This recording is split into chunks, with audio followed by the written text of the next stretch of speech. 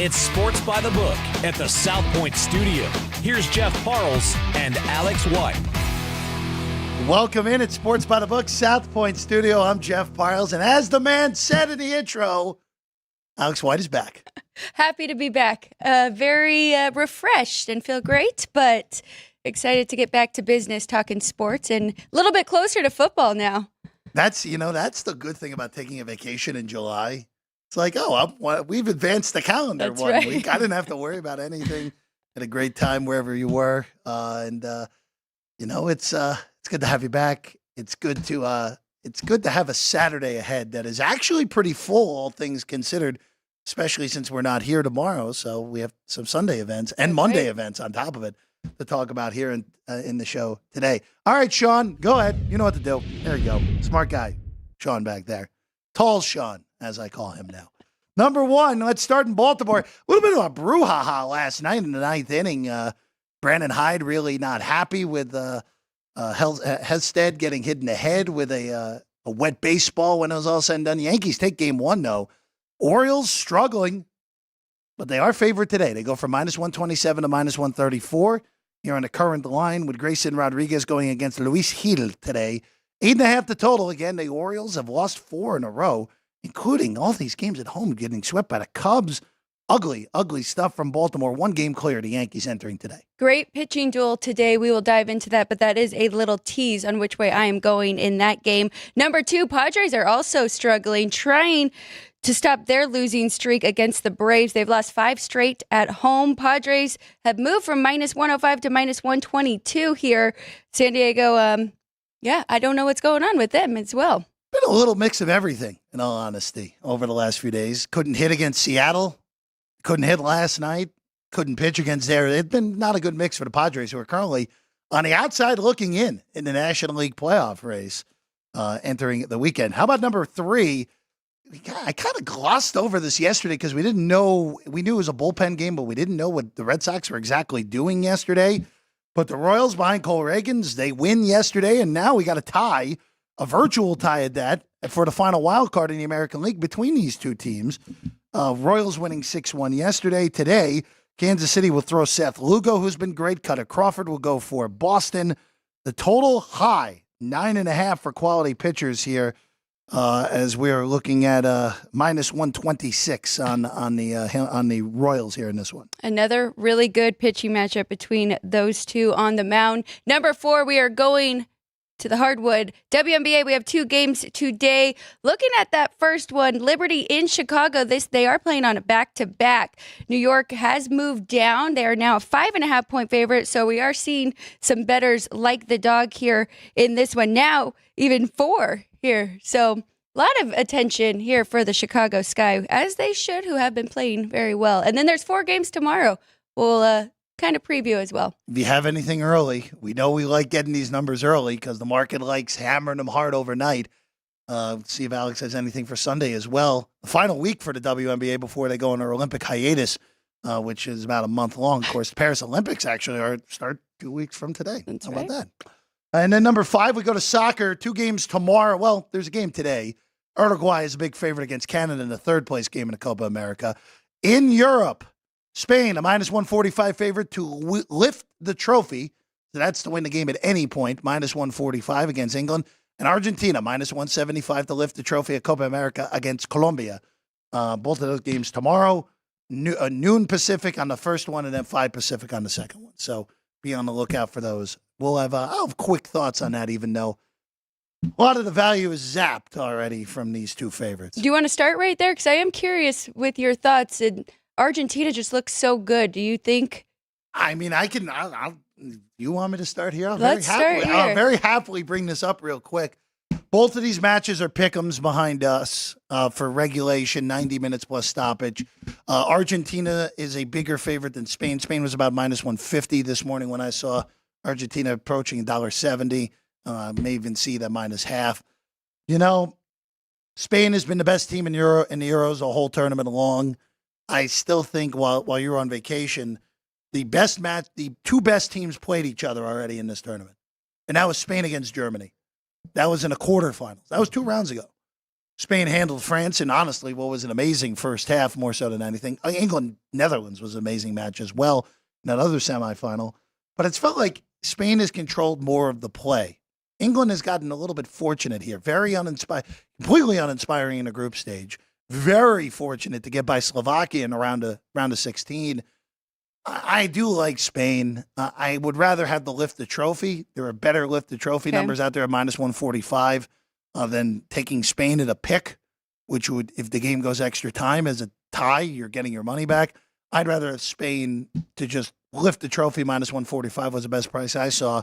And then I just don't see how Colombia beats Argentina unless if we get the penalties, which could happen. We could end up we know it's more of a random finish more so than anything. Argentina now actually behind us has moved to a half goal plus 115. That's the regulation laying that number, I would say.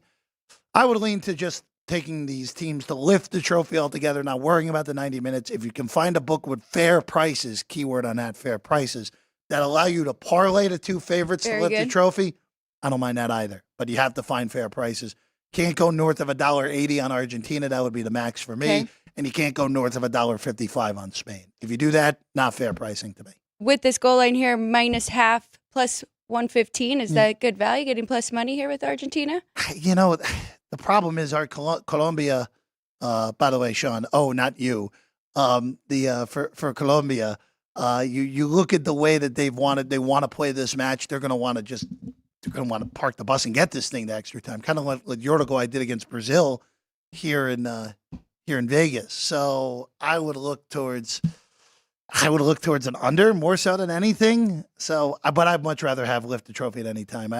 This going 0-0 to extra time wouldn't shock me one bit. So I don't think there's value there personally. So we'll see. Been great tournaments. Euro especially has been awesome. Copa America has been kind of what you expect out of Copa America more so than anything. All right, let's shift to baseball.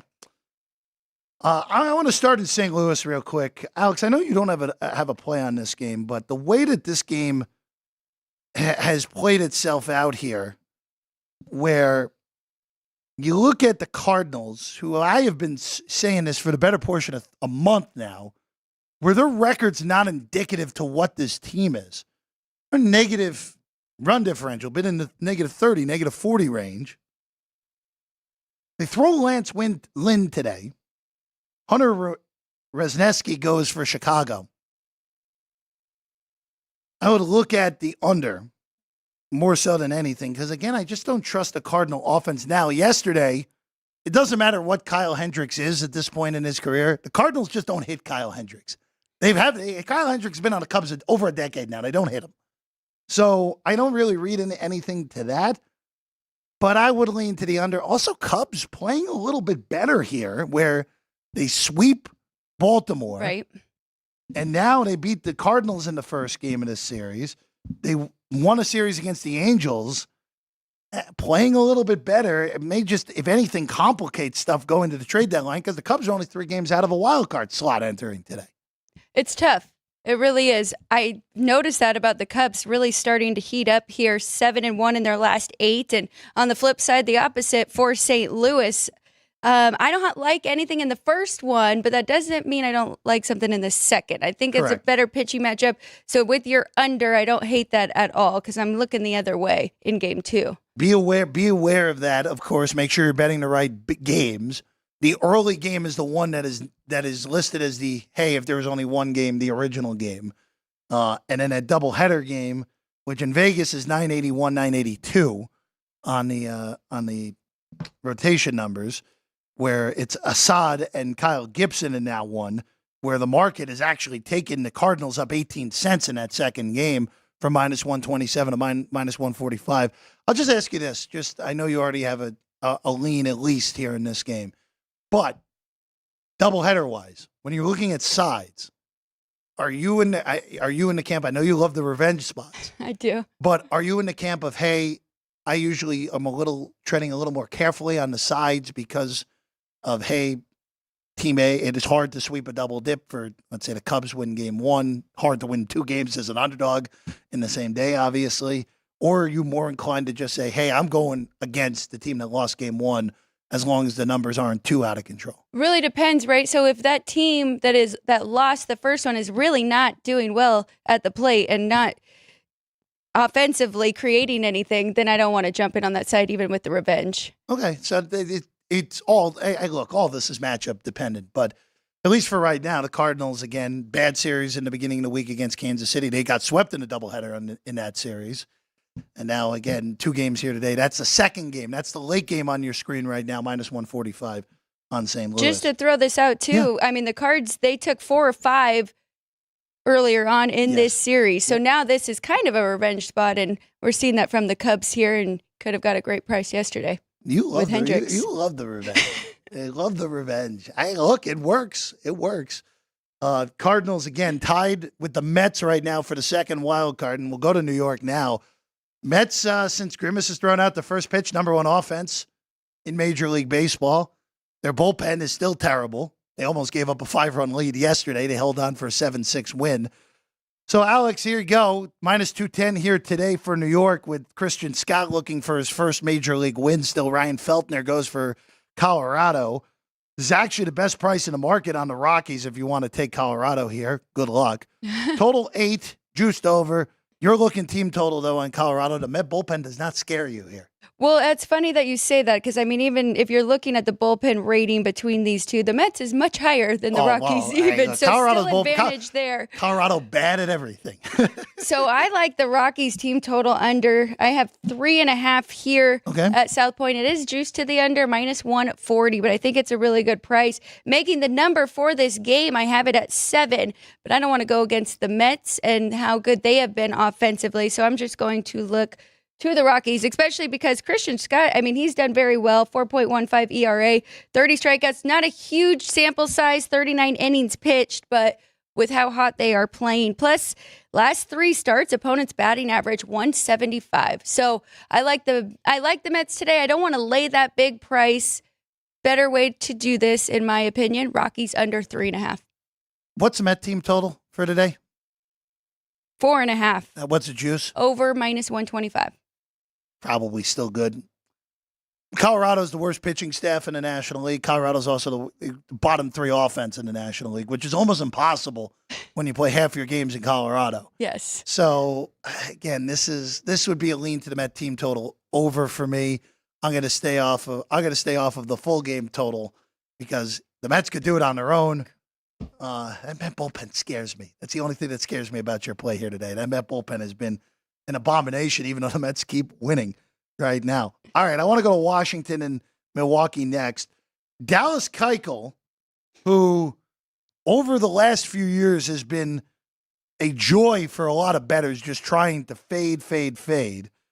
Keuchel's made 3 starts this year for Milwaukee.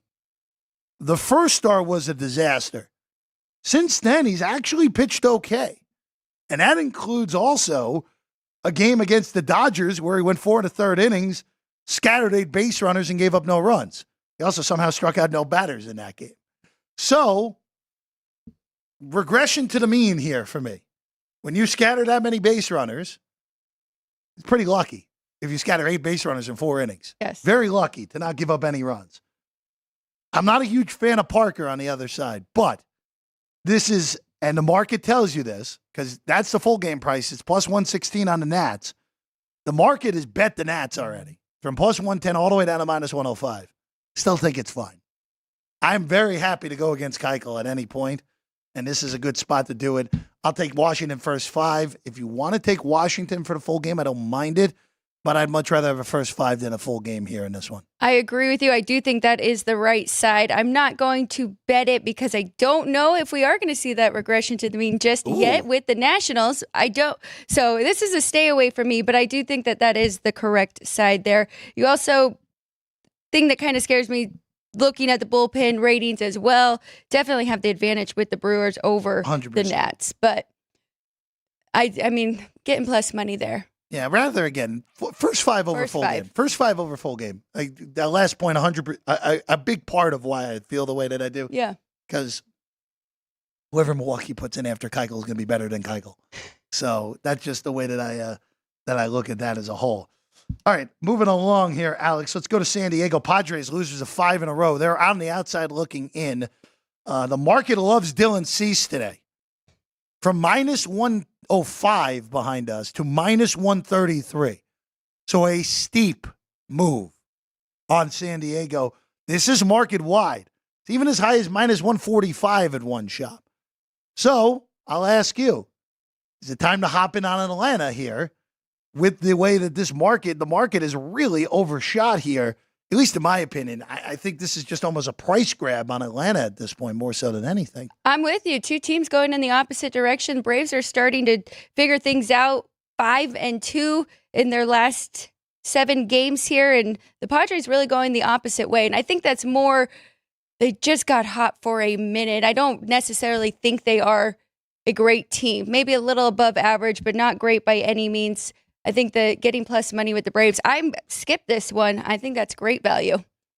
I'll add it to the list. what wasn't on the board for us, either of us last night. If anything, San Diego minus 105 seemed pretty good.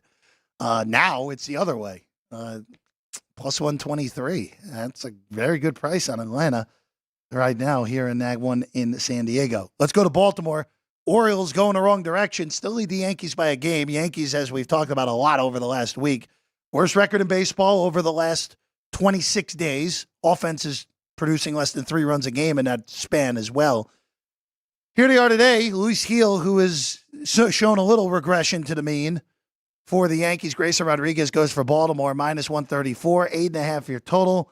Alex, you're looking to that total in this one. I love this under 8.5. I'm going to play the full game and probably a half a unit on the first 5 innings under as well. But really good pitching matchup. I think we'll see a better performance from Gil in this one. He's already faced the Orioles once this year. He went 6.1 innings, which is 2 hits, 5 strikeouts, and 1 walk in that one. They won the game 2-0. Rodriguez already faced the Yankees, so these wasn't a duel then. They played on different games. Rodriguez, 5.2 innings pitched, 0 earned runs, 5 hits, 3 strikeouts, and 3 walks. The Orioles won that one. Very low-scoring game as well. So I think that these two will go pretty deep into this game. And then, Rodriguez has been good, 3-0 with 5 earned runs and 19.1 earned innings in his last 3 games. Also, both of them over 100 strikeouts on the year. So expecting to get some batters out, especially early on.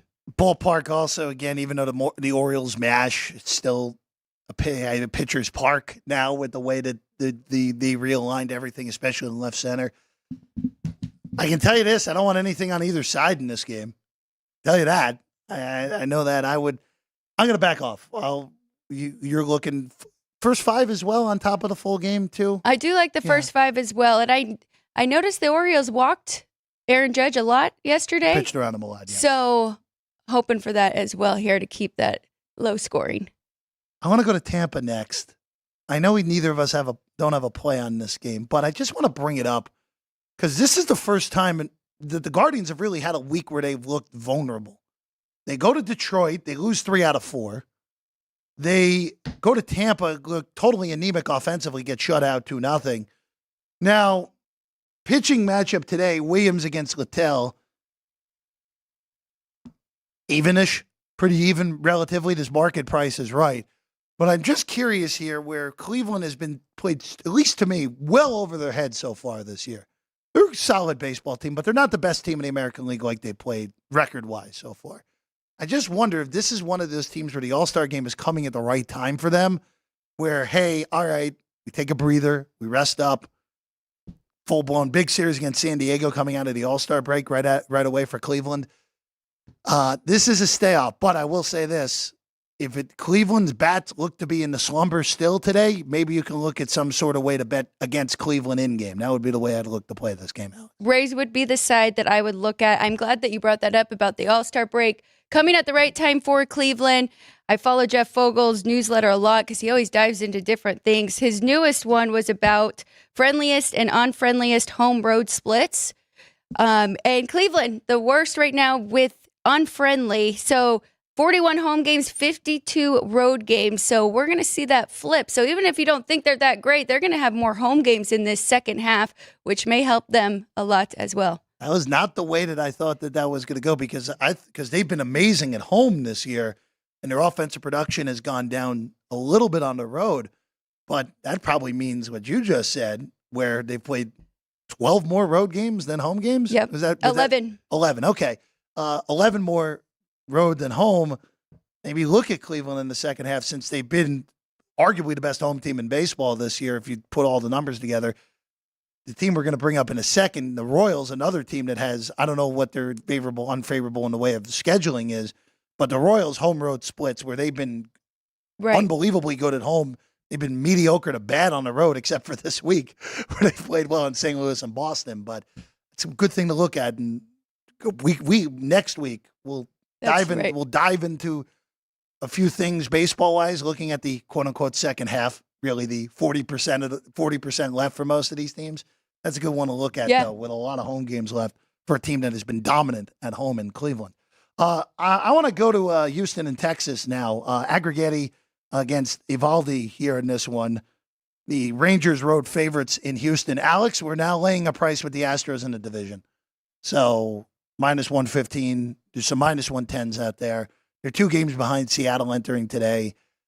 I don't have a play on this game individually, but I will say this. If you bet any of those plus numbers on Houston, would you consider, because it's coming at some point, would you consider trying to dive back on Seattle once they get to a plus price so you have both teams at a plus number? I don't hate it at all. I mean, we always say can't go broke making a profit, so you'd make some sort of profit with those two. I do think it is a 2-horse race between those two, even though we do have Texas there in third, but I don't have a lot of faith in the Rangers right now, so I do like those two as best. Hopefully people listen to us because, I mean, there was some good plus money. Plus 130. You still at plus 130 2 weeks ago. You had plus 153 weeks ago, so. I totally missed it, too. Yeah, it's the Astros, the Rangers, Texas, they're in a weird spot. Of course, winning the World Series last year when a lot of people thought they were maybe another year or two away.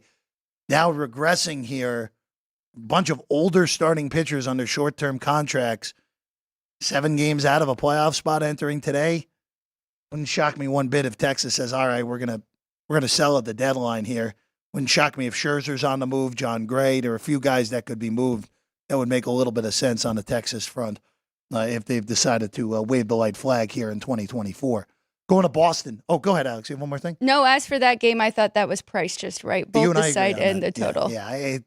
No bets. Yeah. No bet. We agree on that. This is more of just, hey, look at the AL West. We'll get to Seattle in a minute. Don't worry about that, even though it's an ugly matchup. Kansas City and Boston. So I think the wrong team's favored in this game, personally. I thought this should come Boston maybe like the smallest of favorites just because they're at home. But Seth Lugo, we've talked about how great Seth Lugo has been. Now, there are some underlying numbers that scream, hey, there could be a slight regression at some point. Not a huge fan of Cutter Crawford. Really just strikeouts and nothing else for Crawford.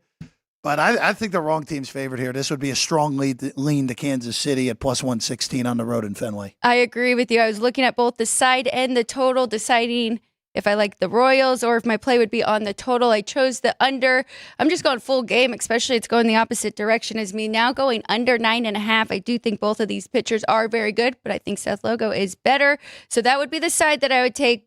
Best play, though, is under that 9.5. You brought up strikeouts, and Lugo, we have 110 to 29 walks on the season, and Crawford 106 to 28 walks. So both pitching very well. Both of their opponent batting average in the last 3 games. I mean, Lugo 169 and Crawford 146. So, yeah, a lot of red here with this game pointing us to the under.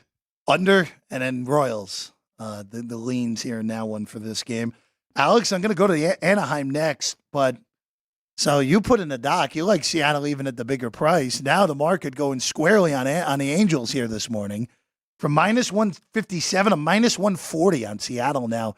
Guess that doesn't change your opinion. You still like the M's now at the better price, right? I do. I think George Kirby is a really good pitcher, one of the best going today.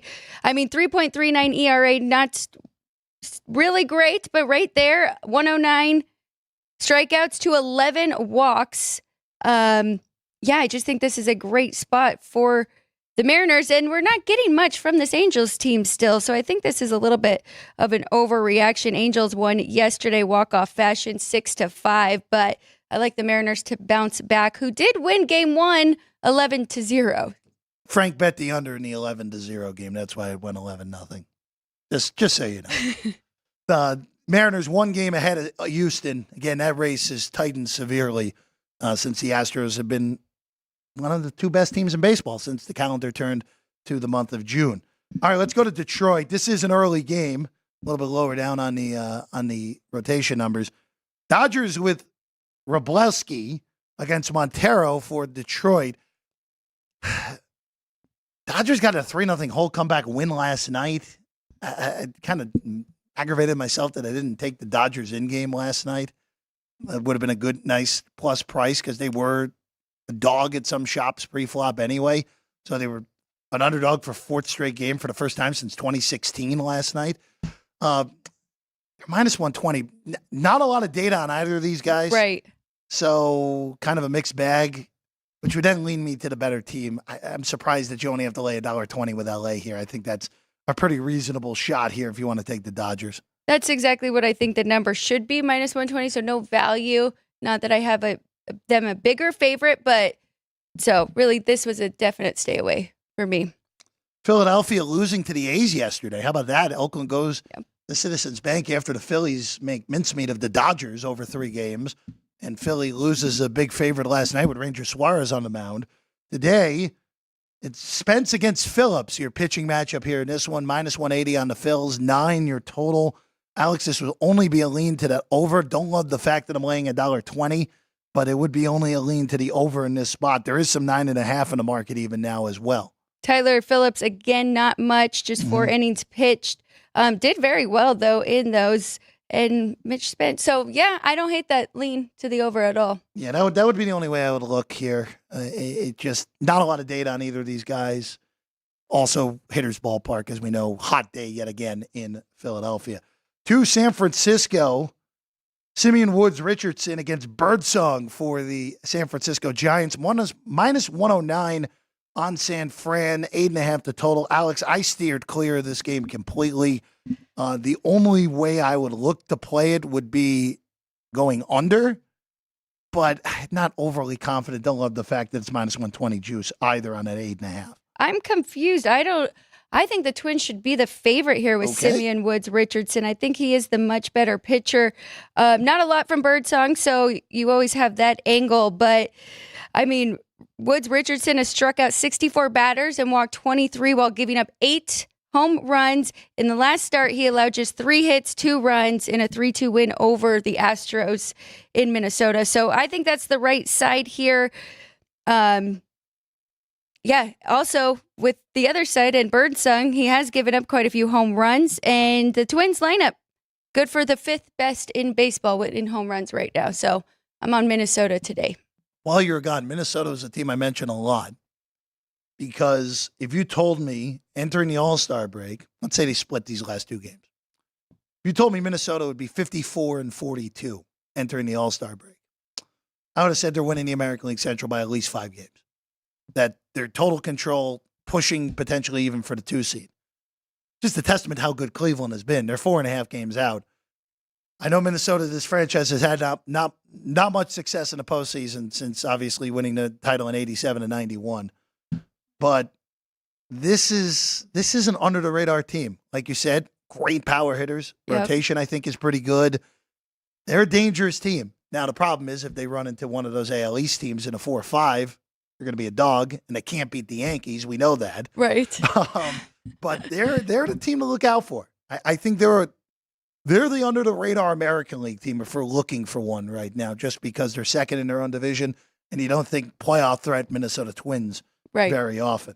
One more baseball game to get to. The guy that Simeon Woods Richardson was traded for was Jose Barrios, who's going for Toronto, who the Blue Jays at this point might as well just pack it up at this rate. Just enough already. Another apathetic blown lead yesterday. Diamondbacks walk them off with a late inning comeback again. D-backs have Diaz going today, minus 131 on Arizona, total 9. I'm not betting this game. But again, if Toronto gets a big lead, I never have a problem with coming in on the opponent. Run line, bloated money line. Like again last night, you could have got some great prices down 4-2 going to the eighth inning with Arizona yesterday. They have won 4 of their last 6, right? Took 2 from Seattle, 2 from the Giants. That is Toronto I'm talking about. So showing a little bit of fight here from the Blue Jays. I didn't really like anything in this. If you made me bet it, I would probably go with the Blue Jays. Price for a full game would lean to Toronto, but it just had enough of them, Alex. I know they're playing a little better, but it just there's too much talent on this team to be 8 games under 500 right now, and it doesn't seem like that turnaround's coming at any point. Want to go home run derby? Yes. All right. So we talked about this a little on Thursday. If you tuned in with Adam Rosenberg, who was the guest co-host of the day that day, he and I actually like the same guys, Alex. Pete Alonso is a shorter shot. Teoscar Hernandez ballooned to 14-1 when he was on the show. He said, bet it now because it's not going to get better than that. And he was correct. We're now at 10-1 on Teoscar at the Superbook. 3-1 on Pete Alonso, plus 425 Ozuna, plus 450 Adolis Garcia, 5-1 Gunnar Henderson, Bobby Wood Jr., plus 650. Teoscar, 10-1. Jose Ramirez, 12-1. Alex Bohm, 18-1. I think we're both in the point here, Alex, where you and I have Pete Alonso and Teoscar Hernandez, short shot and long shot respectively. You're going the same route, but with different players here for the short shot and a long shot here in this home run derby. That's right. I'm going Ozuna for my short shot, who is the second, right, on that list. Yes. I think he could be the favorite. He has the second most home runs of this group after Gunnar Henderson. So, I mean, I like him. I know Pete Alonso, he is chasing Ken Griffey Jr.'s most home run derbies. He has 2 right now. Griffey Jr. has 3. And then for my long shot, though, I like Jose Ramirez a lot. We did see him compete in 2022. I think that's a good plus number with him, 12-1. He batted right-handed in that derby. And then, of course, he did have an injury, surgery later. He's coming into this one. He will be batting left-handed. So I'm curious to see what we get out of him. Clearly, he knows his body and which way he should be at the plate. So I'm going to take a shot that left-handed gets us there to the win. 12-1, plus 450, those or plus 425. Those are the best prices realistically in the market right now on both those guys. So we have 4 out of we have 4. We have half the field, which means I guess bet Adolis, Gunnar, Bobby Witt, and Alec Bohm. I guess that's just the way to do it. I don't know. I'm stunned Bohm is in this field. I don't get why he's there. Doubles hitter, not a home run hitter. He's a doubles hitter. Yeah, they love got to keep the Phillies in the spotlight. Yeah, guess so. High OPS, but that's again, he leads the National League in doubles right now. All right, let's Alex, we don't need a break. You're just out for a few days. We can keep this thing rolling. Sean, put the football on fire. Maybe Sean can get it. We are gonna there it is. There's the football on fire. Final NFC team. How about that? Already done half the league as of at the end of today. Next week, we're doubling up AFC West and AFC South next week on a double dip for us. Thank you, baseball, not playing until Friday, and the WNBA goes on their Olympic recess starting next Thursday, so we'll have 2 divisions next week. I know that you're disappointed in that. I'm very disappointed. Yeah. But to the Bucs here, also Alex will have a play on a WNBA game before we get out of here as well today. Tampa won the division last year. Alex, I thought they're going to be the worst team in the NFL last year. So shows how much I know. But not a lot of roster turnover. They help out the offensive line. They sign Ben Bredesen. They draft the best center in the NFL draft as well. Yep. They bring back Jordan Whitehead after a few years in New York with the Jets. They sign Randy Gregory to help on the outside. They lose Carlton Davis out of their secondary. I don't know how big of a loss at this point of Carlton Davis's career that is. They lose Devin White. I always thought Devin White was a little bit overvalued, even though he was overshadowed by Levante David, who they brought back on a 1-year contract.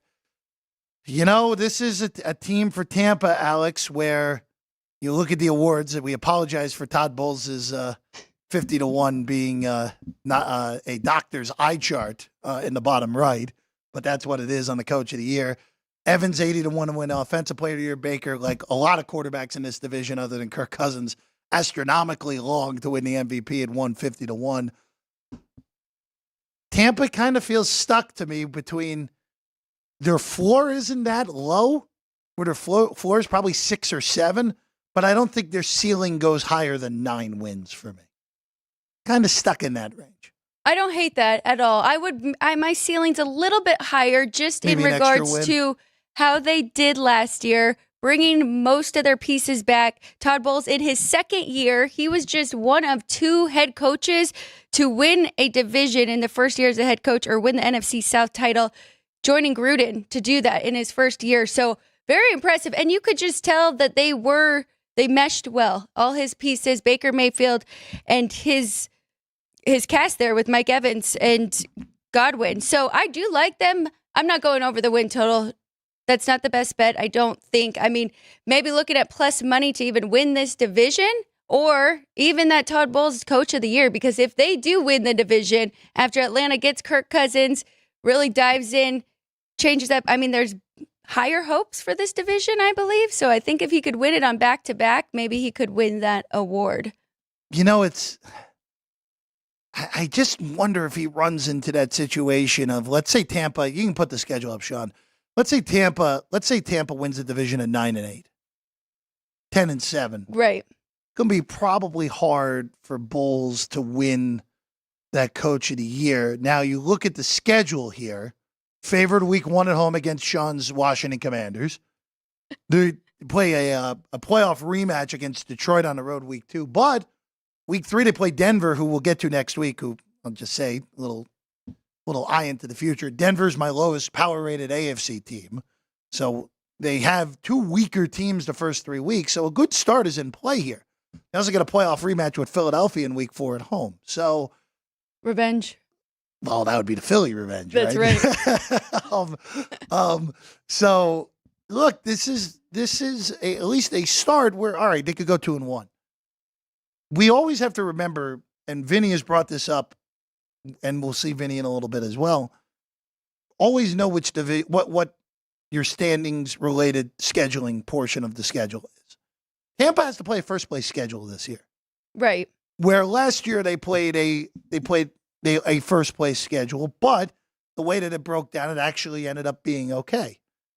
This year, that first place schedule adds a primetime game at home against Baltimore, which is not the greatest of draws. let's be honest with ourselves. It's not a good draw. It adds that game against Detroit. Good luck on the road. And it adds the 49ers. So they drew in their 3 extra games, possibly the 3 worst teams they possibly could have drawn. Oh, and by the way, they already play at Kansas City as it is anyway because they play the AFC West.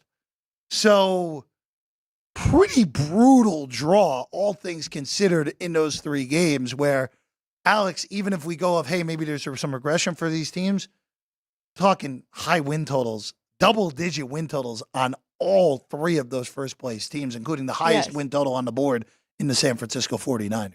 That's true. It is very tough. And looking at those big matchups, you have to take those into consideration. I mean, maybe another way to look at this, I was thinking, looking at Baker Mayfield's passing yards over, because this is a team that does pass a lot more than run, and they need to get their run game going this year. That was one of their biggest problems because their defense was really good, 4th in opponent yards per game, but offensively, not great, right? Not very explosive. 20% of their drives resulted in touchdowns. 18th in points per game.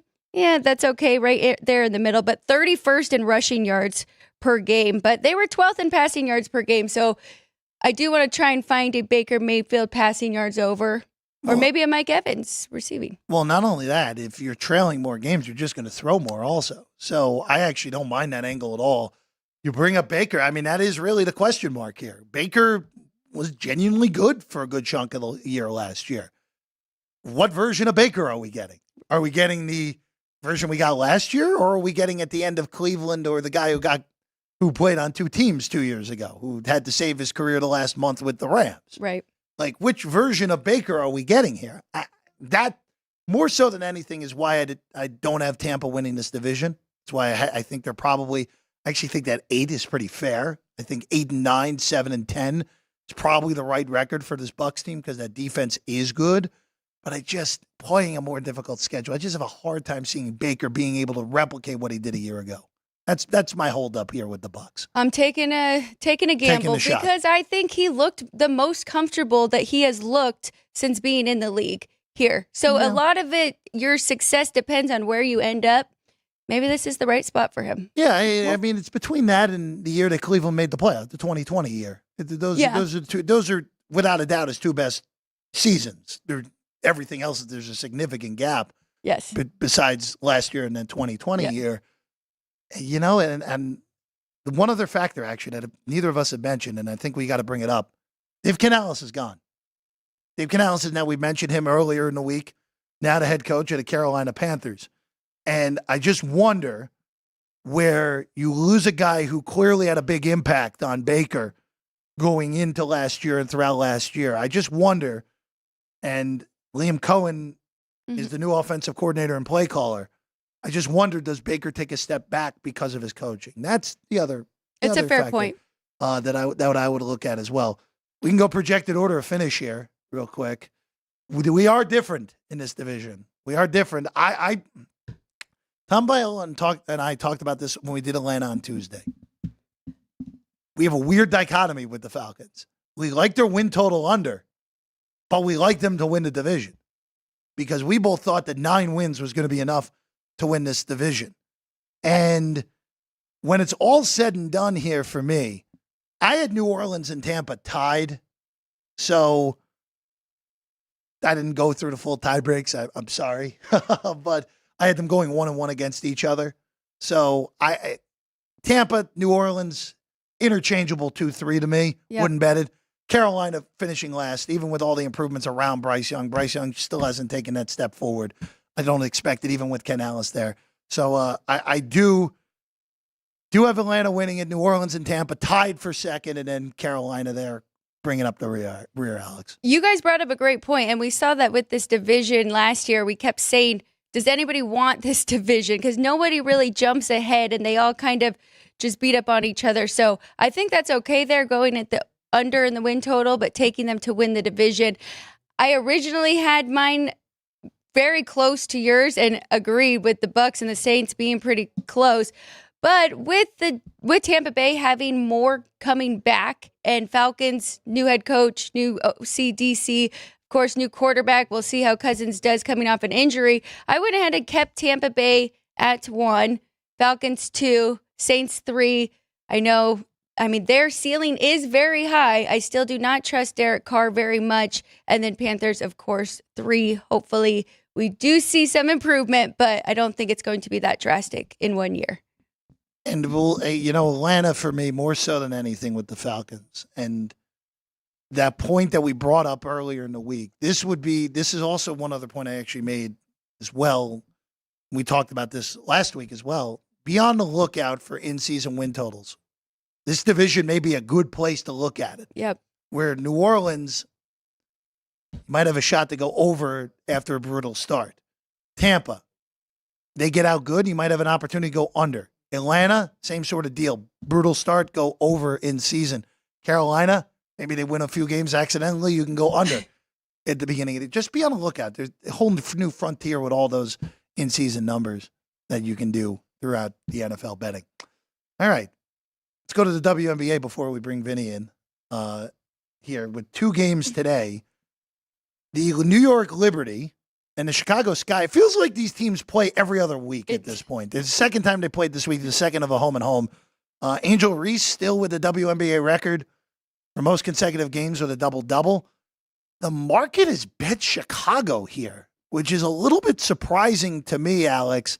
Down to 4 now on this one with the New York Liberty on the road in the Windy City here this afternoon, actually starting in about 15 minutes from now. I think that's a little aggressive. I thought 5.5 was the right number, even with adding a little bit of revenge from them losing the first matchup. But I think this is getting a little bit overboard. They're also betting under, right? We're sitting at 163. So if we're going to keep moving down, I would lean to the over in that one as well. Chicago can run with any team. Mm-hmm. Yeah, no Stewie. Vinny reminding us of that. Now that makes a little sense. But even without Stewie, still think it's aggressive. At least that's just me.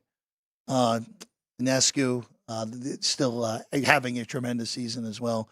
It's weird. Stewie kind of feels like even though she's still one of the 3-4 best players in the league, at least to me, like Jonquel Jones, Sabrina Nescu have had actually to me, at least so far this year, a bigger impact than Stewart.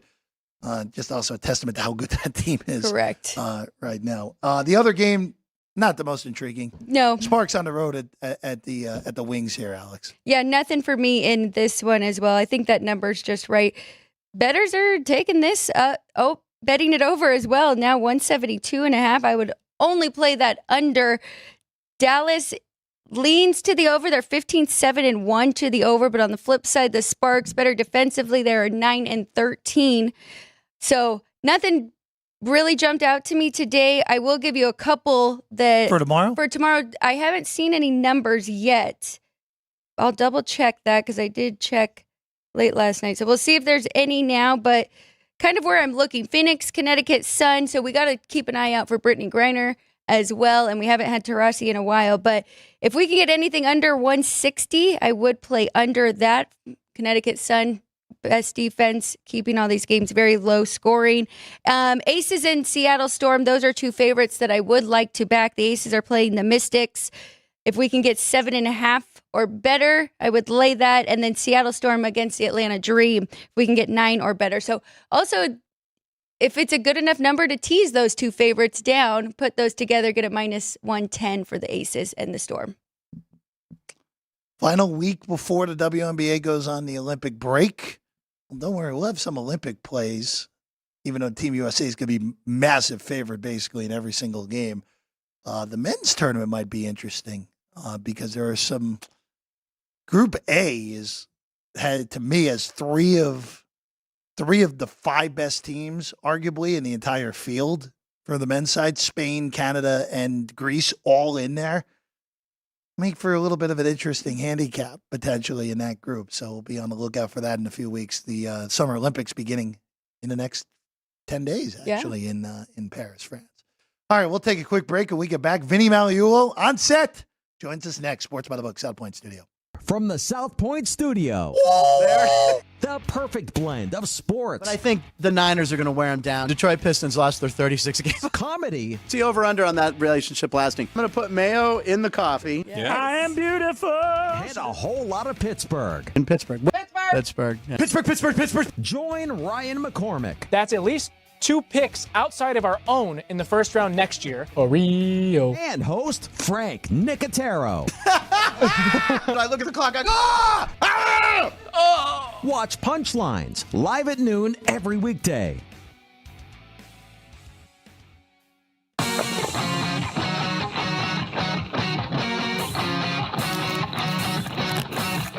Once you've satisfied your hunger, get ready for more of the hottest casino games in Vegas. Our 24-hour, 30-table non-smoking poker room proudly hosts all the most popular poker games with a variety of betting limits. Visit the poker room for a schedule of daily tournaments. Whether you're going to hold 'em or fold 'em, the best place for poker is at South Point Casino. You'll notice that our craps tables are usually the loudest in the casino. If you've never played, join one of our free craps lessons to find out what makes this game so exciting. Check with the craps dealer for schedules and give it a roll. Bingo is also an exciting way to spend your time. We offer 7 sessions of bingo every day. Bingo! And each session includes a cash ball jackpot, 12 bingo games, a progressive double action game, and a $10,000 bonus coverall. Electronic units are available. If you haven't played bingo with us, give it a try today. Guests can also get in on the action at our one-of-a-kind race and sports books. 2 separate rooms designed to maximize your experience and comfort. Our sports book, with over 400 seats, puts you right in the middle of the action, 24 hours a day.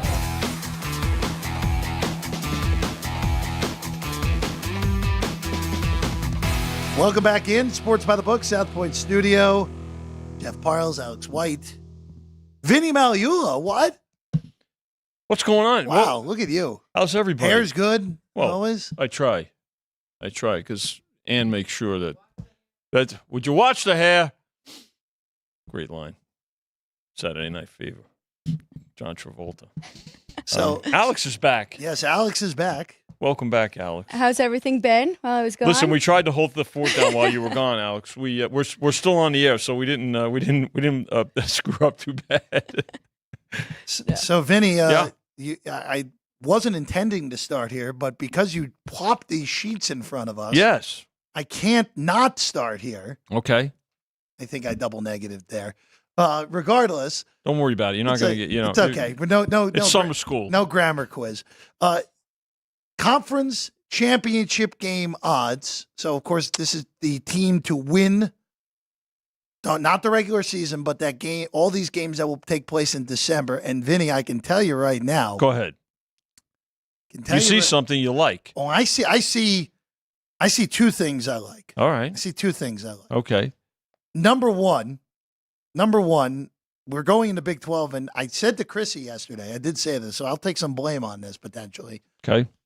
I said that after going to Big 12 media days earlier in the week and going through a lot more of the college football stuff over the last 2 weeks, that I thought Central Florida was a dark horse.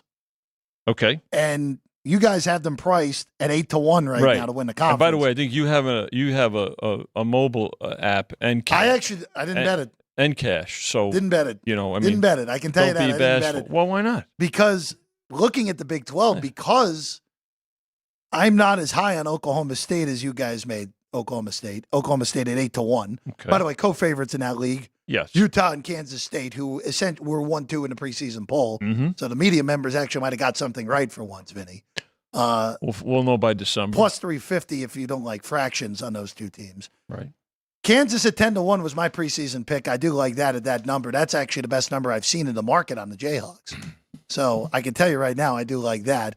And then the other one that I will tell you, I want to go to the Big Ten. Okay. Because you have Ohio State properly as a plus 140 favorite, and the Ducks at 2-1. You like the Ducks? That game they play. That game's in Autzen. in Oregon. That That's game's correct. in Autzen. Yeah. Here's all I'm going to tell you though, Vinny. Mm-hmm. And this is a question just more so than anything. I'm assuming these will not be these will not be continuous through the year for you guys, correct? These will be once the conference slate begins, probably pulled off the board. Yeah, you have now through that. I mean, it's not going to be like through midway through the conference. So here's what I'll say. Schedule. I like Ohio State at plus 140. As much as I like Oregon, you and I have talked about this. Mm-hmm. I have Ohio State power rated number 1 in the country going into the year. Well, they're two of the top 3 teams, right? Along with Georgia. Ohio State 1, Georgia 2, Oregon 3. Mm-hmm. But I'm not going to get in a Big Ten title game, even if it is Ohio State versus Oregon, and there's an argument for either of these teams. Mm-hmm. I'm not getting Ohio State at plus 140 in the Big Ten title game. No, you're December. not. Nope. I'm not getting Oregon as a 2-1 underdog against Ohio State in Indianapolis, more likely than not. No. So, whichever team you're stronger on in that Big Ten, Penn State's schedule is relatively easy, all things considered. So, I don't mind a 5-1 if you want to just take a shot on Penn State. But I think those two favorites, I don't love usually doing this, but I think those two favorites, the fact you're getting plus money on both of them, I don't mind either of those bets. So the trade-off, full disclosure, is you're going to wait bet 6 months. You have to wait half a fine. year. So again, if you choose to do it, then that's part of it, right? So that has to be taken into account. So we've got. Sounds funny now, doesn't it? The Power 4 conferences. Yep. No longer Power 5.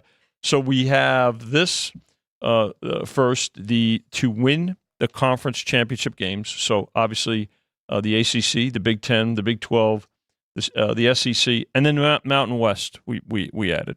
Okay, I mean a lot of regional support and following, and the conference really. I think it's gotten better over the last few years, and there's a lot of folks are very high on Boise State to be a potential playoff team, given the not a potential, but to have a good chance at certainly being a playoff team with the expanded playoff format.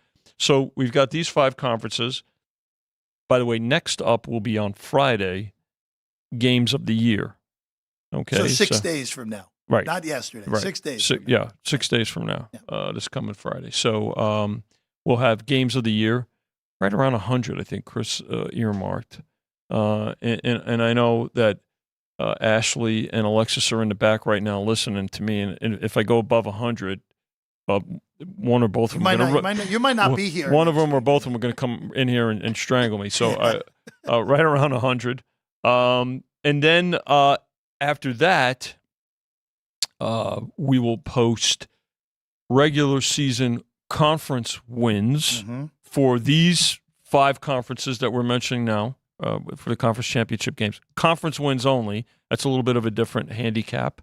There's a lot of regular season win options out there, but that's for the entire season. There is one team that will have the entire season posted for a total, and that'll be Notre Dame. No conference games. Right. So, but Notre Dame, given the fact that obviously they have a tremendous following, national following, a lot of support, a good team, and also a team that figures to be in the playoff discussion. By the way, one more that stands out. Not to be biased. On your 100%. Go ahead. Alma mater for me. Oh well.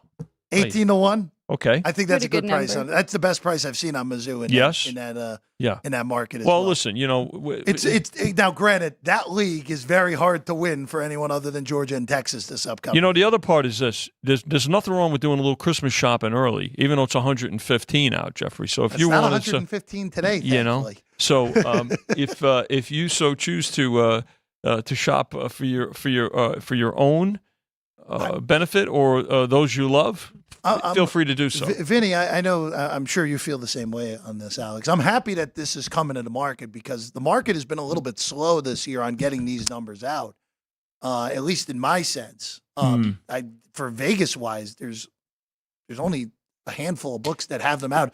And most importantly, though, Vinny, how about the fact that you actually put fair prices up in comparison to some Well, we books? try to be fair. There's not I think when you look at futures in particular, you want to take into consideration the whole percentage. It's I think as you mentioned, we try to be fair. Obviously, with everything that we do here throughout the property, it's not just in the sports book. So you take that into account. Certainly shop. I mean, again, you may see a price that you like here. You may see a price you like somewhere else, but there's definitely going to be a fair takeout. The other part about maybe a little bit of a delay, Jeff, is let's look at the betting menu, though, too, right? Oh, of course. Again, It's when you very think busy. about this, there's a lot more going on, certainly than years ago. I'm not even going to go back to when Chris, Jimmy, and I were cutting our teeth and breaking into this industry. I'm talking about even as recently as pre-pandemic. Within the last 10 years, you look at all the other offerings that are out there. Not that it's overwhelming in terms of the support, but it's spread out too, right? And people are following it. You look at the Copa America and the UEFA soccer, which has gotten very popular. WNBA you just talked about a little while ago, which has grown considerably this year with this great rookie class. You've got Wimbledon with some marquee names. So Handle good on that final tomorrow, by the way? Yeah, I think so. I think with Alcaraz, and by the way, they did bet Djokovic. They took $1.30 with him. So Alcaraz is now down to $1.40, Djokovic plus 20. So, UFC is, as we know, is pretty much has a card on a weekly basis. This week they're in Denver. So there's a lot more to offer, and there's a lot more selections for folks as well. But there's still plenty of time for the college football options that we're talking about. Great menu. It's going to be a fun day. As you mentioned, a lot going on for a Saturday in July. Yeah, right? Well, we should love this Saturday here today because next week, enjoy it while we can. Monday's the Home Run Derby. Tuesday's the MLB All-Star Game. Wednesday is the last day of the WNBA for a month, plus. Next Thursday is, let's just say, dry. Yeah, it's a bit, other than the British Open, which will be a great handle, but remember, it starts technically Wednesday here in Nevada. Yeah, it does. But it'll still get a lot of support. You know, Yes, the of British course. is it's definitely right after the U.S. and I mean certainly again we go in order. You had the Masters number one again, but the familiarity it's at the same course obviously every year, and you have it up for 8 to 12 months, so no surprise there. But the U.S. Open and the British are now the PGA. Remember when they moved to PGA, to not have to compete with football, it's certainly added interest to that too. So, but yeah, golf will. Listen, we'll find there's something for everybody. But that's another reason why, Chris wanted to put up the games of the year next Friday. So that's going to help business. Next week on the show, we're back Tuesday. Of course, home run derby picks. If you missed them, Alex and I have half the field covered. Right. So okay. So Vinny, do you have one you want to give out? A home run. Well, who did you take the polar bear? Of course I did. Of course. See, I knew you would. I took. Actually, hold on a second. Now the give me the. It was three NL guys and one AL guy. Is what we ended up. Well, let me see the there. Let me see it, Alex. And I'll pick somebody that who was not picked. Who was not picked between the two of you? Who was not picked?